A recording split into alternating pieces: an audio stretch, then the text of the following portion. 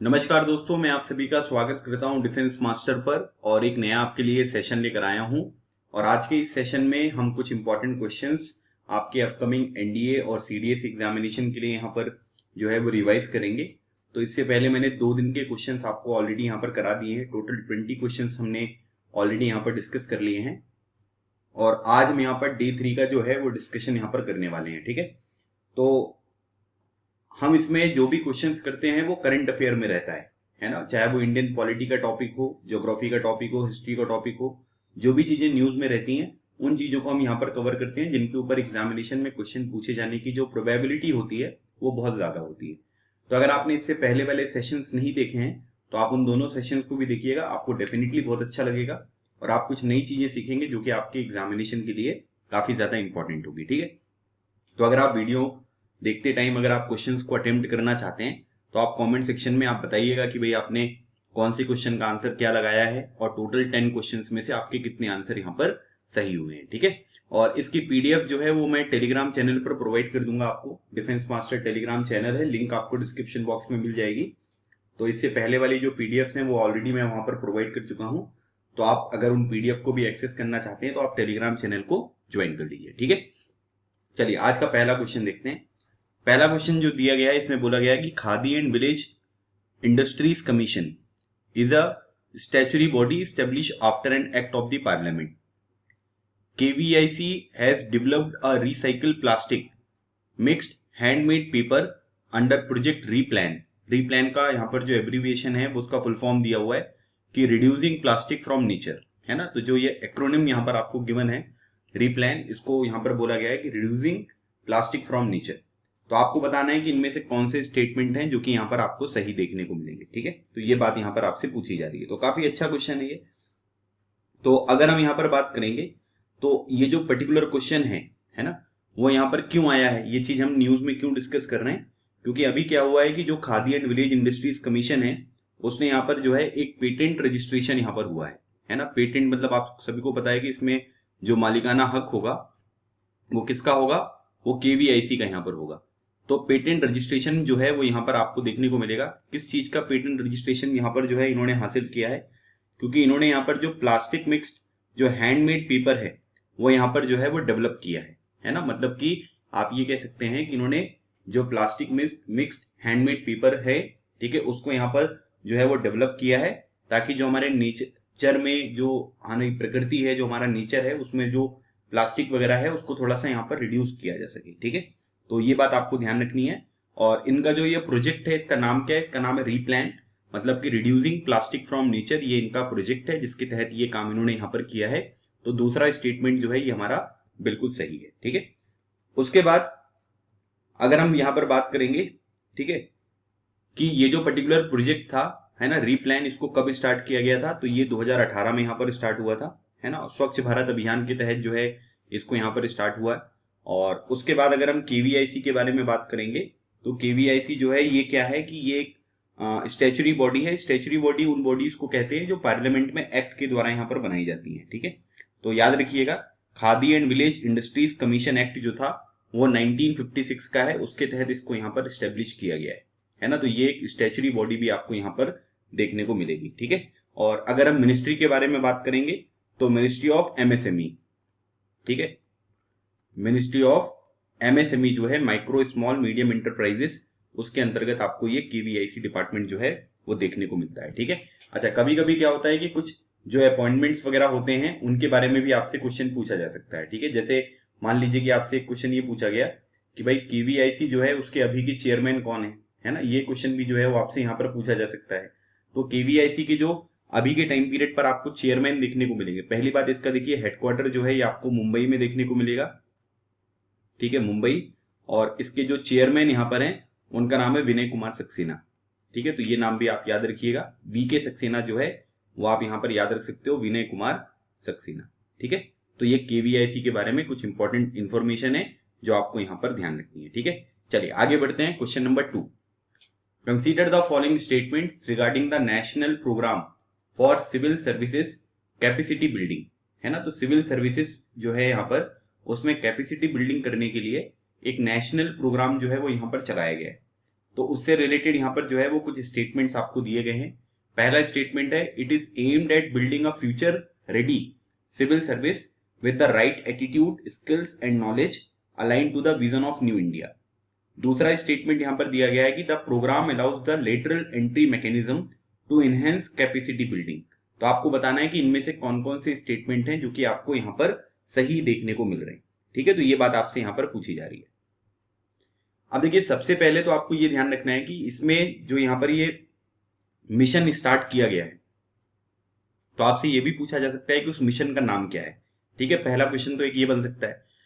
तो अगर आपसे ये पूछा जाए कि उस मिशन का नाम क्या है, तो उसका नाम क्या है? उसका नाम है मिशन कर्मयोगी। ठीक है, ये नाम याद रखिएगा, इसका नाम है मिशन कर्मयोगी। और ये जो मिशन कर्मयोगी आपको देखने को मिलेगा, ये है क्या?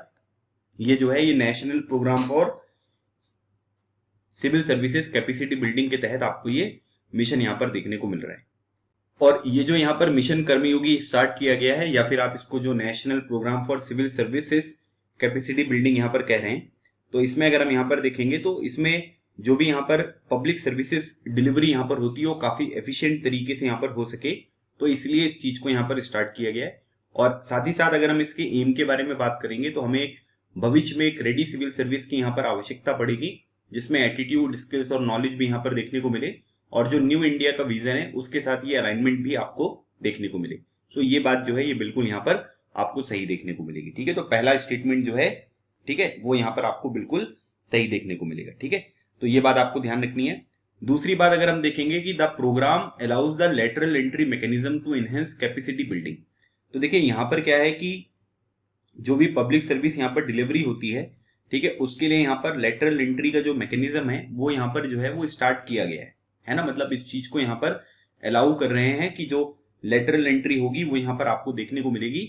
लेकिन ये जो लेटरल एंट्री वाला मैकेनिज्म है ना, ये कर्मयोगी प्रोग्राम या फिर जो national programme for civil services capacity building है उसके अंतर्गत नहीं आता है, ये सेपरेट है ना। मतलब आप ये कह सकते हैं कि ये वाली जो चीज है ये सेपरेट आपको देखने को मिलेगी, है ना। ये मिशन कर्मयोगी के अंतर्गत यहां पर नहीं आती है ना। मतलब इस पर्टिकुलर मिशन के तहत या प्रोग्राम के तहत ये चीज नहीं होती है, इसको अलग से भी यहां पर अनाउंस किया गया है, लेकिन ये इसके अंतर्गत नहीं आता है। इसलिए ये स्टेटमेंट जो है ये आपका यहां पर बिल्कुल जो है वो गलत देखने को मिलेगा। ठीक है, तो ये भी बात आपको ध्यान रखना है। और इसके लिए इन्होंने एक जो है IGOT कर्मयोगी जो डिजिटल प्लेटफॉर्म है वो भी यहां पर स्टार्ट किया है। ठीक है, IGOT कर्मयोगी। ठीक है, तो जो भी यहाँ पर हमारे सिविल सर्वेंट वगैरह होते हैं उनको थोड़ा और एफिशिएंट बनाने के लिए, जो यहाँ पर पब्लिक सर्विसेज होती है उनकी डिलीवरी को और अच्छा करने के लिए ये प्रोविजन जो है वो स्टार्ट किए गए हैं। तो इसमें अगर हम देखेंगे तो आपका दूसरा स्टेटमेंट जो है वो गलत हो गया। सो पहला स्टेटमेंट सही है। So right answer is option number A. Question number 3 देखते हैं। With reference to the members of parliament local area development scheme, जिसको MP लैट्स के नाम से जानते हैं, है ना। ये काफी इंपॉर्टेंट है, इसके ऊपर आपके एग्जामिनेशन में पहले भी क्वेश्चन जो है वो CDS एग्जामिनेशन में आ चुका है। ठीक है, तो अभी यहाँ पर क्या है कि इससे रिलेटेड जो है वो कुछ क्वेश्चंस यहाँ पर आपको दिए गए हैं, स्टेटमेंट दिए गए हैं कि ये जो है ये एक सेंट्रली स्पॉन्सर्ड स्कीम है और इसको इंप्लीमेंट करता है ministry of statistics and programme implementation, और fund release under this scheme to district authorities are not lapsable. तो आपको बताना है कि इनमें से कौन कौन से स्टेटमेंट हैं जो कि आपको यहाँ पर सही देखने को मिलेंगे। ठीक है, ये बात आपसे यहाँ पर पूछी जा रही है। तो देखिए यहाँ पर क्या होता है कि जो member of parliament local area development scheme यहाँ पर होती है, इसमें जो लोकल एरिया होते हैं किसी भी सांसद के, उसके डेवलपमेंट के बारे में बात होती है। ठीक है, और ये एक सेंट्रल स्पॉन्सर्ड स्कीम नहीं है। ठीक है, अगर हम इसके बारे में देखेंगे तो ये आपको एक सेंट्रल सेक्टर स्कीम देखने को मिलेगा। मतलब इसमें पूरा का पूरा जो फंड वगैरह होता है वो कहां से आपको देखने को मिलेगा, ये पूरा का पूरा जो फंड है ये आपको जो है ये सेंट्रल गवर्नमेंट यहां पर प्रोवाइड करती है। ठीक है, तो ये एक सेंट्रल सेक्टर स्कीम है, पहली बात तो ये ध्यान रखिएगा। और सेंट्रल सेक्टर स्कीम जो ये स्टार्ट करी गई है, ये कब स्टार्ट करी गई थी, ये 1993 में यहां पर स्टार्ट करी गई थी। ठीक है, तो पहला स्टेटमेंट जो है वो यहां पर क्या हो गया, ये यहां पर गलत हो गया।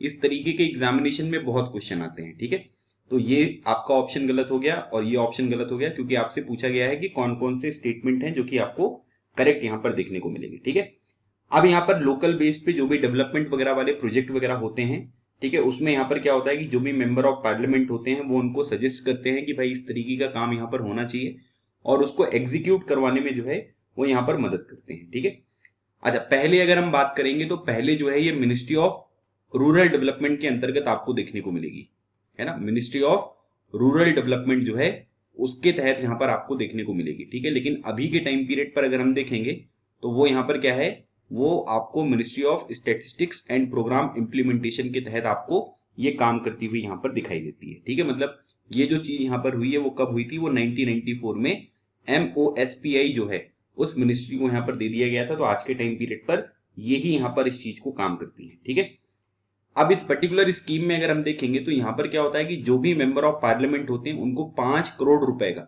जो फंड है वो यहाँ पर प्रोवाइड किया जाता है। ठीक है, मतलब एमपीज जो भी यहाँ पर आपको देखने को मिलेंगे, ठीक है, उन सभी लोगों को 5 करोड़ रुपए का जो है ये फंड यहाँ पर प्रोवाइड किया जाता है।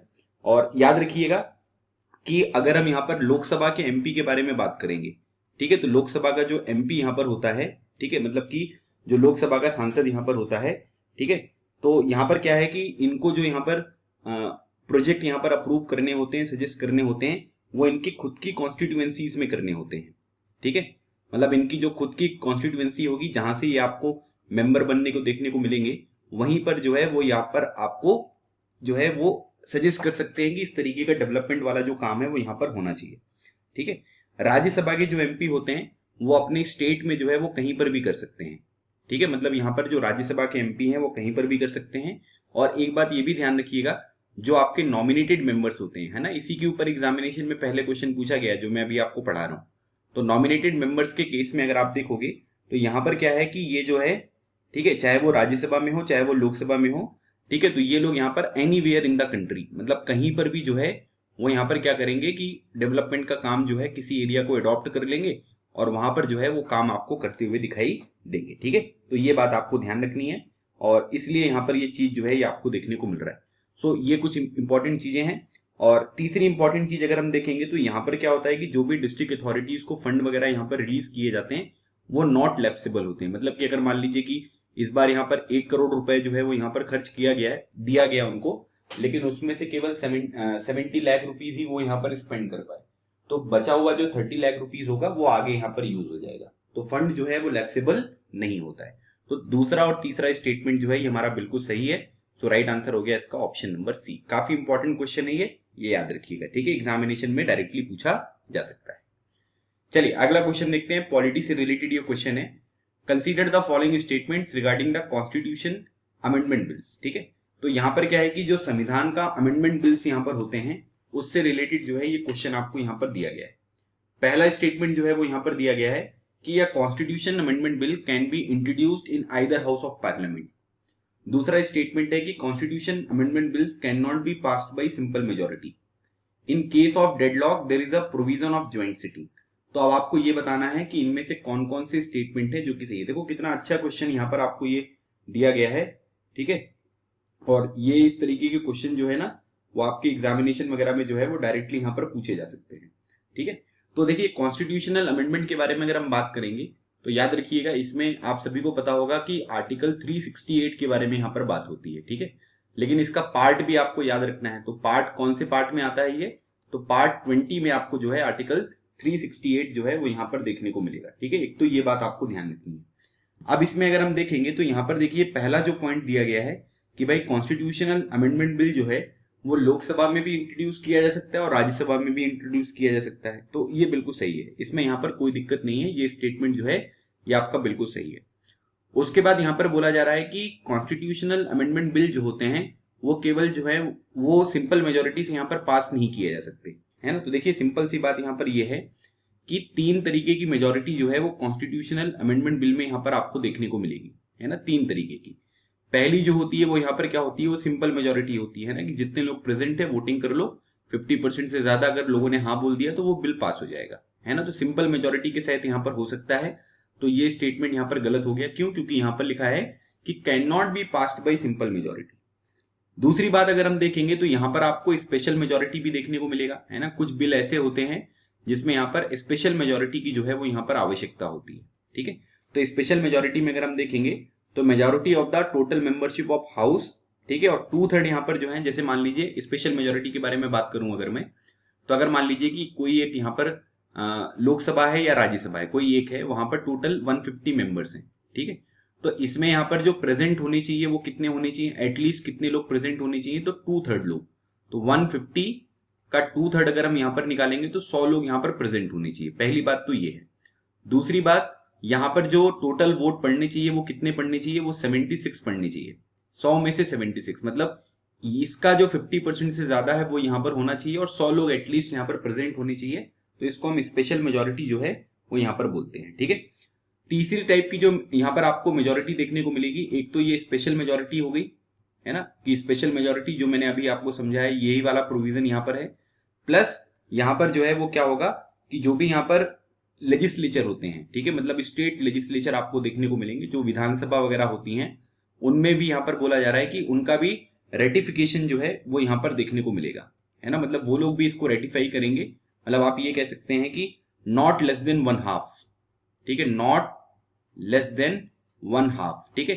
तो इतने लोग जो है स्टेट की जो विधानसभा है अगर वो उसको रेटिफाई करेगी तब वो चीज यहां पर मानी जाएगी। तो ये 3 तरीके की मेजोरिटी जो होती है वो कॉन्स्टिट्यूशन अमेंडमेंट बिल को पास करवाने के लिए लागू होती है। तो वो अलग अलग सब्जेक्ट होते हैं, उनके बेसिस पे चीजें जो है वो डिसाइड होती है। अब उसके बाद अगर हम बात करेंगे कि यहां पर जो ज्वाइंट सिटिंग है, ठीक है, तो ज्वाइंट सिटिंग के बारे में अगर हम देखेंगे तो ज्वाइंट सिटिंग जो आपको देखने को मिलेगा, अगर कभी मान लीजिए कि कोई डेडलॉक यहां पर हो जाता है कॉन्स्टिट्यूशनल अमेंडमेंट बिल का, तो ज्वाइंट सिटिंग का कोई भी प्रोविजन जो है वो यहाँ पर नहीं है। तो ये स्टेटमेंट भी जो है वो यहाँ पर गलत है। वैसे अगर ज्वाइंट सिटिंग के बारे में बात करेंगे तो कौन सा आर्टिकल है, आर्टिकल 108, ठीक है, आर्टिकल 108 जो है ये ज्वाइंट सिटिंग के बारे में बात करता है, ठीक है। तो कॉन्स्टिट्यूशनल अमेंडमेंट बिल में ज्वाइंट सिटिंग का जो है वो कोई भी प्रोविजन आपको यहाँ पर देखने को नहीं मिलेगा। तो यहाँ पर दूसरा और तीसरा स्टेटमेंट जो है ये बिल्कुल गलत हो गया है। तो पहला स्टेटमेंट सही है, so right answer is option number A, ठीक है। चलिए आगे बढ़ते हैं, अगला क्वेश्चन देखते हैं। अगला क्वेश्चन देखिए दिया हुआ है कि with reference to the Chabahar port consider the following statements, ठीक है। तो छाबहार पोर्ट आपको यहाँ पर देखने को मिलेगा। तो यहाँ पर ये बोला जा रहा है कि छाबहार जो पोर्ट है वैसे तो ये ईरान में है ना। तो अब आपसे यहाँ पर क्या है कि जो वाटर बॉडी है उससे रिलेटेड यहाँ पर सवाल पूछे गए हैं कि छाबहार पोर्ट जो है ये पर्शियन गल्फ में लोकेटेड है। दूसरी बात, it provides India access to Afghanistan and central Asia. तो अब आपको यहाँ पर ये बताना है कि इनमें से जो यहाँ पर आपका राइट आंसर होगा वो यहाँ पर क्या होगा, ठीक है, इसका आपको बताना है। बहुत अच्छा क्वेश्चन है ये, क्योंकि मुझे पता है कि यहाँ पर जो ये पर्शियन गल्फ वाला स्टेटमेंट दे दिया गया है ना, इससे काफी सारे लोग जो है इस क्वेश्चन को गलत कर सकते हैं। सबसे इंपॉर्टेंट बात यहाँ पर आपको ये ध्यान रखनी है कि ये जो पर्टिकुलर छाबहार पोर्ट है ना, ये आपको पर्शियन गल्फ में देखने को नहीं मिलेगा, उसके पास ही लोकेटेड है। लेकिन यहाँ पर क्या है कि ये पर्शियन गल्फ में नहीं है। जब आप मैप वगैरह में देखोगे ना तब आप देखोगे कि ये जो पर्टिकुलर लोकेशन है ये कहां पर है, ये आपको गल्फ ऑफ ओमान में देखने को मिलेगी, है ना। काफी इंपॉर्टेंट पॉइंट है ये, है ना। इस तरीके के एग्जामिनेशन में क्वेश्चन जो है वो डायरेक्टली यहाँ पर पूछे जाते हैं, ठीक है। छाबहार पोर्ट जो है वो आपको कहां पर देखने को मिलेगा, ये आपको ईरान में देखने को मिलेगा, है ना। एक बात ये भी ध्यान रखनी है आपको। और ये जो पर्टिकुलर पोर्ट है ये 72 kilometre away from Gwadar port, है ना। जो चाइना पाकिस्तान इकोनॉमिक कॉरिडोर आपको देखने को मिलेगा वो ग्वादर पोर्ट है ना, तो वो आपको पाकिस्तान में देखने को मिलेगा। तो उससे 72 किलोमीटर की डिस्टेंस पर जो है ये छाबहार पोर्ट यहाँ पर आपको देखने को मिल रहा है। और इससे यहाँ पर क्या होगा कि इंडिया को पाकिस्तान जाने की आवश्यकता नहीं पड़ेगी, डायरेक्टली अफगानिस्तान और सेंट्रल एशियन जो कंट्रीज है जैसे तुर्कमेनिस्तान, कजाकिस्तान वगैरह, इनका डायरेक्टली यहाँ पर एक्सेस मिलेगा। तो दूसरा स्टेटमेंट तो सही है लेकिन पहला स्टेटमेंट गलत है। तो हमसे पूछा गया कि करेक्ट स्टेटमेंट कौन सा है, so right answer is option number B, ठीक है। तो ये बात भी आपको बिल्कुल ध्यान रखना है। अब यहां पर क्या है, ठीक है, तो यहां पर जो आपको एक चीज ये जो इंपॉर्टेंट यहां पर ध्यान रखना है, ठीक है, जैसे ये इसकी लोकेशन कहां पर है, गल्फ ऑफ ओमान में ये आपको देखने को मिलेगा, ये बात भी आपको ध्यान रखनी है। और ग्वादर पोर्ट के पास में ही ये लोकेटेड आपको ये पोर्ट यहां पर देखने को मिल रहा है, ठीक है। तो ये कुछ इंपॉर्टेंट चीजें हैं जो आपको ध्यान रखना है। और इस क्वेश्चन का जो हमारा राइट आंसर यहां पर हुआ, ये क्या हुआ, ये हुआ आपका ऑप्शन नंबर बी, ठीक है। चलिए भाई अगली बात करते हैं, अगला क्वेश्चन देखिए। अब अगला क्वेश्चन जो है देखो ये थोड़ा सा हिस्ट्री से रिलेटेड यहाँ पर ये क्वेश्चन आ गया है ना। तो इसमें अब आपको क्या करना है कि हिस्ट्री वाले जो क्वेश्चंस हैं उनका आपको यहाँ पर आंसर देना है। तो अब इसमें जो बात हो रही है और इसमें भी जो बात कर रहे हैं हम, ये आर्ट एंड कल्चर के बारे में बात कर रहे हैं, ठीक है। तो with reference to the Abanindranath Tagore, ठीक है, रविंद्रनाथ नहीं है ये, है ना, अबींद्रनाथ टैगोर है ये। तो इनसे रिलेटेड यहाँ पर आपको कुछ स्टेटमेंट जो है वो यहाँ पर दिए गए हैं। पहला स्टेटमेंट है कि he was associated with the Bengal school of painting, he was the creator of the iconic Bharat Mata painting. तो आपको बताना है कि इसका जो हमारा राइट आंसर होगा वो यहां पर क्या होगा। ठीक है, मतलब आपसे करेक्ट स्टेटमेंट जो है वो यहां पर पूछा जा रहा है कि इनमें से कौन सा स्टेटमेंट है जो कि यहां पर करेक्ट है। अब देखिए, सबसे पहली बात तो यहां पर ये ध्यान रखो कि जो बंगाल स्कूल ऑफ पेंटिंग है ना, इसको हम यहां पर क्या बोलते हैं, इसको रेनाइसेंस स्कूल या फिर रिवाइवलिस्ट स्कूल भी जो है वो यहां पर कहा जाता है ना। जैसे एक बात ये ध्यान रखिएगा कि इसको जो है ये रेनाइसेंस स्कूल जो है पुनर्जागरण, ठीक है, इसको इस नाम से भी यहां पर जानते हैं, या फिर हम इसको एक नाम और यहां पर दे सकते हैं, इसको रिवाइवलिस्ट जो स्कूल है वो भी यहां पर कहा जाता है। ठीक है, रिवाइवलिस्ट जो स्कूल है उसके नाम से भी यहां पर हम इसको जानते हैं। ठीक है, और यहां पर क्या है कि आप ये कह सकते हैं कि ये जो चीज रिप्रेजेंट करता है, ये क्या रिप्रेजेंट करता है, ये first modern movement of Indian art. ठीक है, first modern movement of Indian art जो है उसको यहां पर रिप्रेजेंट करता है, और इसी की वजह से यहां पर इसकी इंपॉर्टेंस जो है वो बहुत ज्यादा है, और इसके ऊपर एक क्वेश्चन भी आपको यहां पर देखने को मिल रहा है। ठीक है, तो first modern movement of Indian art से रिलेटेड कौन सा स्कूल है, तो ये बंगाल स्कूल ऑफ पेंटिंग यहां पर आपको देखने को मिलेगा। ठीक है, तो इसने यहां पर क्या किया था कि जो भी इंडियन आर्ट की ग्लोरीज वगैरह थी उनको रीडिस्कवर करने का जो है वो आप कह सकते हैं कि उसका जो है वो बहुत ज्यादा श्रेय यहां पर जाता है। और अबींद्रनाथ टैगोर जो हैं, आप ये कह सकते हैं कि ये इसके लीडिंग आर्टिस्ट थे। तो पहला जो स्टेटमेंट है ये बिल्कुल सही है। याद रखिएगा, ये आपको लीडिंग आर्टिस्ट जो है इस पर्टिकुलर स्कूल के यहां पर ये देखने को मिलेंगे, है ना, लीडिंग आर्टिस्ट। तो ये स्टेटमेंट जो है ये आपका बिल्कुल सही है। और उसके बाद आप यहां पर ये कह सकते हैं कि जो भारत माता का जो यहाँ पर एक ये क्रिएटर हैं आइकॉनिक भारत माता पेंटिंग की, तो ये भी आपको यही देखने को मिलेंगे। ठीक है, तो ये स्टेटमेंट भी जो है ये आपका बिल्कुल सही है। तो ऐसे भी क्वेश्चन जो है वो डायरेक्टली पूछा जा सकता है भारत माता पेंटिंग के बारे में। तो याद रखिएगा, ये किसने बनाया है, ये बनाया है अबींद्रनाथ टैगोर ने। तो दोनों स्टेटमेंट जो है ये हमारे बिल्कुल सही है। Option number C is the right answer. चलिए क्वेश्चन नंबर 7 देखिए। क्वेश्चन नंबर 7 यहां पर बोला गया है कि which of the following statement best describe the Durban declaration 2001। तो डरबन डिक्लेरेशन जो 2001 का है उसको डिस्क्राइब करने वाला ऑप्शन कौन सा है। It was adopted by the world conference against racism, racial discrimination, xenophobia and related intolerance. The declaration delegitimized the proliferation of the nuclear weapon, fissile material and related technology by the non-nuclear weapon state. Adopted by the WTO Ministerial Conference, it reaffirmed the flexibility of TRIPS member state in circumventing intellectual property right for better access to essential medicines, and it is a UNGA declaration which set a important standard for the treatment of the planet's 370 million, ठीक है, indigenous people. तो ये जो Durban declaration 2001 का यहाँ पर आपको देखने को मिल रहा है, ठीक है, ये क्या है, ये किससे रिलेटेड है, ये आपसे यहाँ पर पूछा जा रहा है। ठीक है, तो यहाँ पर याद रखना ये बहुत इंपॉर्टेंट क्वेश्चन है। अच्छा, इसमें यहाँ पर क्या बोला गया है कि इसमें जो है एक टर्म यहाँ पर दिया गया जीनोफोबिया। ठीक है, तो यहाँ पर ये जो जीनोफोबिया होता है, ठीक है, वो आखिर होता क्या है, पहले वो समझ लेते हैं हम थोड़ा सा। तो देखिए यहाँ पर एक टर्म दिया गया जीनोफोबिया, मतलब यहाँ पर ये कह सकते हैं कि मतलब यहाँ पर जो फॉरेन पीपल हैं या जो उनका कल्चर है उससे जो डर रहता है लोगों को, है ना, कि भाई ये दूसरी कंट्री के लोग हैं, ये दूसरा कल्चर है, तो इससे जो डर यहाँ पर आपको देखने को मिलेगा इसको हम जीनोफोबिया के नाम से जानते हैं। ठीक है, तो डरबन जो डिक्लेरेशन था एंड प्रोग्राम ऑफ एक्शन 2001 का, इसको यहाँ पर वर्ल्ड कॉन्फ्रेंस जो है, मतलब आप ये कह सकते हैं कि वर्ल्ड कॉन्फ्रेंस के द्वारा इसको जो है वो यहाँ पर अडॉप्ट किया गया था। और इसका बेसिक पर्पस यहाँ पर ये था कि जो रेसिज्म है, रेशियल डिस्क्रिमिनेशन है, जीनोफोबिया है, और जो भी यहाँ पर रिलेटेड इनटॉलरेंस है, इनको यहाँ पर समाप्त करना। तो इसके अगेंस्ट में जो चीजें हैं वो आपको यहाँ पर ये देखने को मिलेंगी। ठीक है, तो आप सभी को पता है कि अफ्रीका में बहुत सारा स्लेवरी वगैरह जो है, ठीक है, वो आपको कंडीशन यहाँ पर देखने को मिलेगी।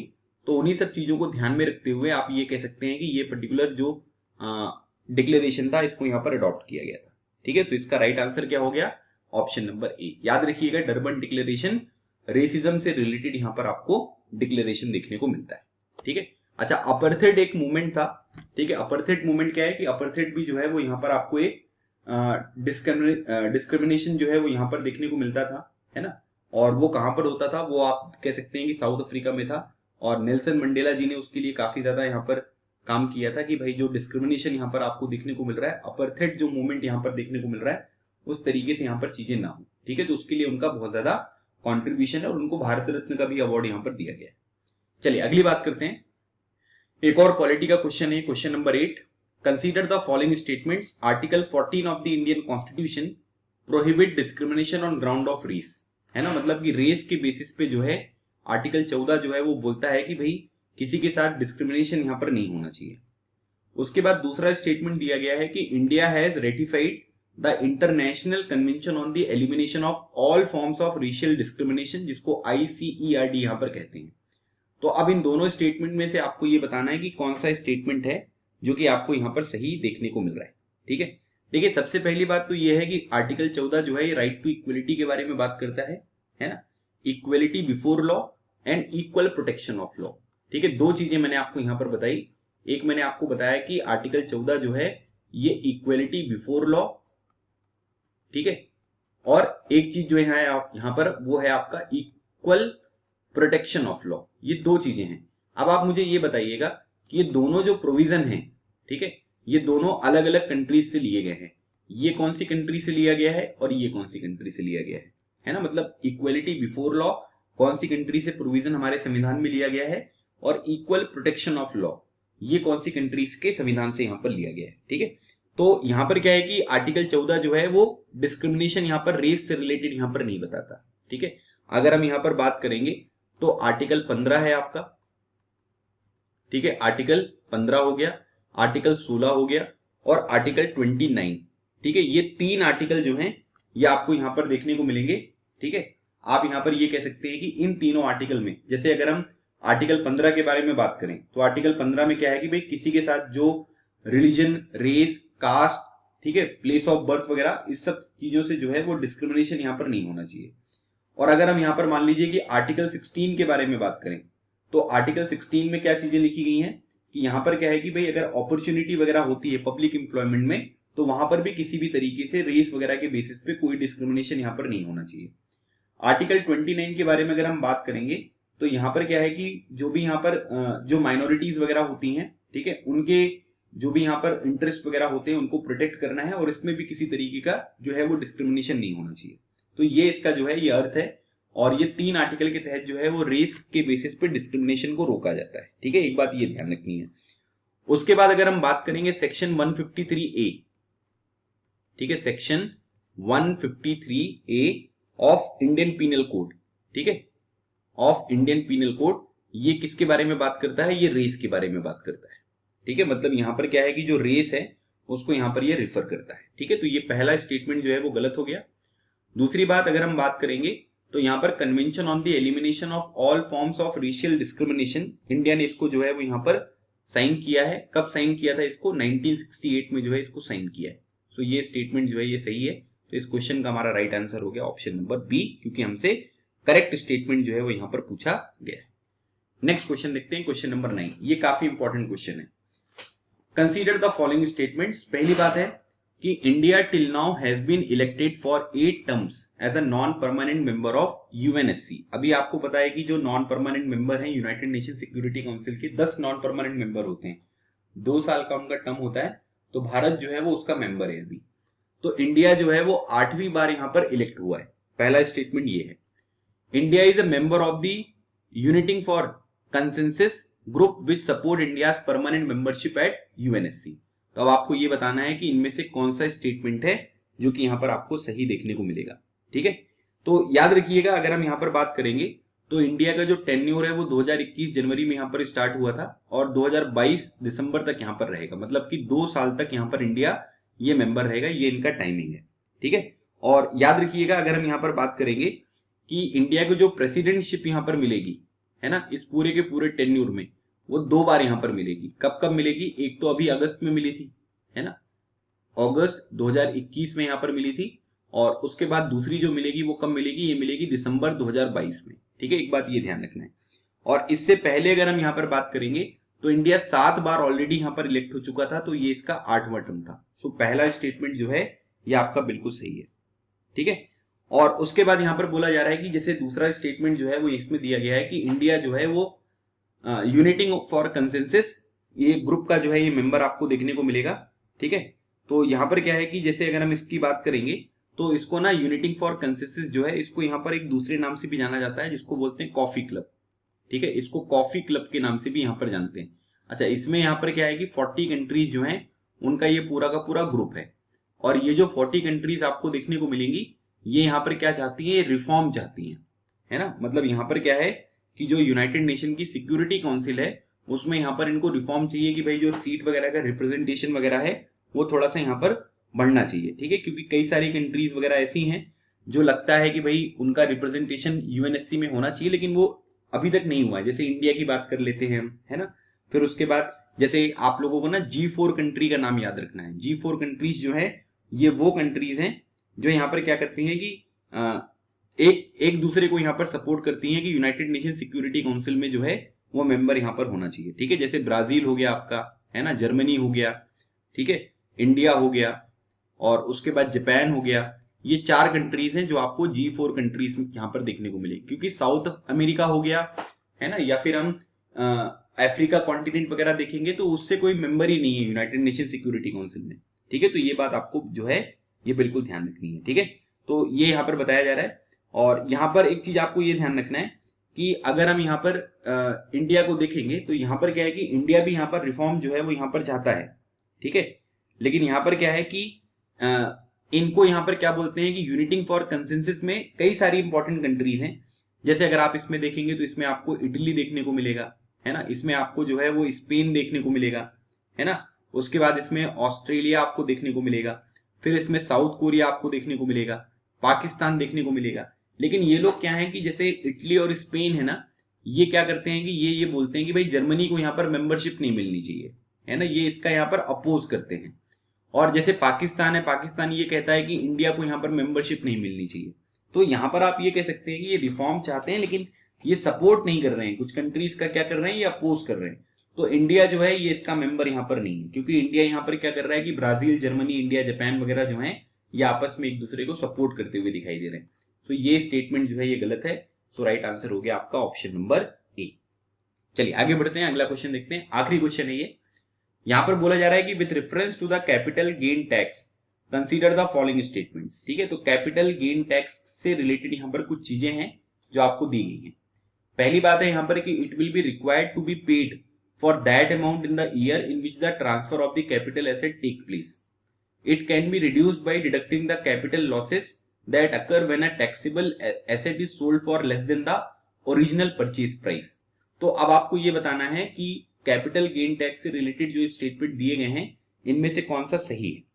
सबसे पहले हमको यहाँ पर ये देखना है कि जो ये कैपिटल गेन टैक्स होता है आखिर ये होता क्या है ना। तो कैपिटल गेन टैक्स के बारे में अगर हम समझेंगे तो यहाँ पर क्या है, ये है आपका इंक्रीज इन अ कैपिटल। ठीक है, इंक्रीज, ठीक है, एक मिनट।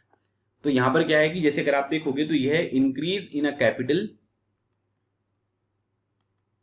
ठीक है, एसेट्स वैल्यू। ठीक है, तो कोई भी एसेट है उसमें यहां पर कितना इंक्रीमेंट आपको देखने को मिल रहा है। ठीक है, मतलब आप ये कह सकते हैं। और इस चीज को कब रियलाइज किया जाता है, जब वो सोल्ड होता है। मतलब कोई भी सामान की जो वैल्यू होती है वो कब पता चलती है, जब उसको बेचा जाता है। तो उसमें कोई अगर इंक्रीज वगैरह यहां पर हो रहा है तो वो जो इंक्रीज हो रहा है, जो गेन आपको यहां पर देखने को मिल रहा है, तो आपको यहां पर क्या करना पड़ेगा, वो इनकम है। अब जैसे फॉर एग्जांपल मान लीजिए कि कोई सामान आपने जो है वो पहले कभी 100 रुपए में खरीदा था। ठीक है, अब यहां पर क्या है कि अब उसको जब आपने बेचा तो वो यहां पर क्या हुआ कि 200 रुपए में बिका है। तो आपको यहां पर जो टोटल गेन हुआ है वो कितने का हुआ है, वो गेन जो है वो 100 रुपए का हुआ है। तो ये जो 100 रुपए का गेन यहां पर हुआ है ना, ये क्या है, ये इनकम है आपकी, है ना, ये क्या है, ये आपकी इनकम है। और इनकम है अगर, तो आपको इसके ऊपर टैक्स देना पड़ेगा कि नहीं देना पड़ेगा, तो इसके ऊपर टैक्स देना पड़ेगा। तो वो चीज क्या होती है, उसको हम बोलते हैं कैपिटल गेन टैक्स। ठीक है, तो याद रखिएगा कैपिटल गेन टैक्स जो है जितना भी यहां पर होता है, जिस भी साल में आपने सामान को बेचा है उस साल में जो है वो आपको क्या करना पड़ेगा, it will be required to be paid for the amount in the year in which the transfer of the capital asset take place. तो आपको ये पे करना पड़ेगा। तो पहला स्टेटमेंट जो है ये बिल्कुल सही है। लेकिन अगर मान लीजिए कि कैपिटल गेन जो है ये 100 रुपए का था तो 50 रुपए में यहाँ पर बिका, है ना, तो आप यहाँ पर ये कह सकते हैं कि अगर ओरिजिनल जो इसका परचेज प्राइस था तो उससे यहाँ पर क्या होगा कि वो उससे वैल्यू यहाँ पर कम हो गई है। तो इसकी वैल्यू जो होगी इट कैन बी रिड्यूस्ड, ठीक है, by deducting the capital losses that occur when a taxable asset is sold for less than the original purchase price. 100 रुपए का लिया था आपने, ₹50 में बेचा है, तो उससे जो यहाँ पर अमाउंट होगा वो यहाँ पर क्या हो जाएगा, वो थोड़ा सा कम हो जाएगा। तो दूसरा वाला जो स्टेटमेंट है ये भी आपका बिल्कुल सही है, ठीक है। सो बोथ 1 and 2 जो है इज द राइट आंसर। तो ये सिंपल सा एक कॉन्सेप्ट है, इस कॉन्सेप्ट को अगर आप समझ जाओगे तो फिर कोई दिक्कत यहाँ पर नहीं होगी, ठीक है। तो ये थे हमारे आज के 10 क्वेश्चंस जो मैंने आपके साथ यहाँ पर डिस्कस किए, जो कि आपके अपकमिंग एग्जामिनेशन के लिए काफी इंपॉर्टेंट हो सकते हैं। तो इनको आप अच्छी तरीके से प्रिपेयर करो। लास्ट मोमेंट पर जितने ज्यादा से ज्यादा क्वेश्चन आप सॉल्व करोगे उतनी आपकी अंडरस्टैंडिंग यहाँ पर डेवलप होगी, है ना, और उससे फिर आप एग्जामिनेशन में क्वेश्चन वगैरह जो है वो आसानी से सॉल्व कर सकते हैं। ये तो क्या है कि ये क्वेश्चन है, बाकी हमारा डेली न्यूज एनालिसिस का भी कोर्स यहाँ पर चल रहा है, जिसमें मैं इंपॉर्टेंट न्यूज रोज डिस्कस करता हूँ। जनवरी से लेकर सितंबर तक के करंट अफेयर 2021 के हमारे पास अवेलेबल है।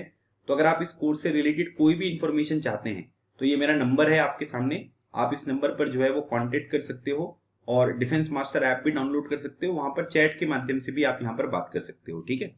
एसएसबी इंटरव्यू का भी एक कोर्स हमारा जो चल रहा है अभी, उसमें 3 क्लासेस यहाँ पर हो चुकी हैं, सभी के जो रिकॉर्डेड सेशन है वो यहाँ पर अवेलेबल हैं। और अभी हम एक क्लास के बाद जो है वो स्टोरी राइटिंग के ऊपर यहाँ पर काम करेंगे, ठीक है। तो काफी अच्छा डिस्कशन यहाँ पर होगा। तो अगर आप एसएसबी की प्रिपरेशन भी करना चाहते हैं तो आप इस कोर्स में भी इनरोल कर सकते हैं, ठीक है। बाकी इसकी जो पीडीएफ वगैरह होगी वो मैं यहाँ पर आपको जो टेलीग्राम चैनल है डिफेंस मास्टर वहां पर प्रोवाइड कर दूंगा, तो आप लोग उससे जुड़ सकते हैं। बाकी अगर आप ऐप डाउनलोड कर लोगे तो और भी बहुत सारे वीडियोस आपको देखने को मिल जाएंगे, और वहां पर भी आपको पीडीएफ मिल जाएगी, ठीक है। तो ये था आज का हमारा सेशन। आई होप आपको ये सेशन अच्छा लगा होगा। मिलते हैं हमारे नेक्स्ट सेशन में, तब तक keep smiling and keep preparing. लगे रहो, एग्जाम क्लियर करो। Thank you so much. जय हिंद।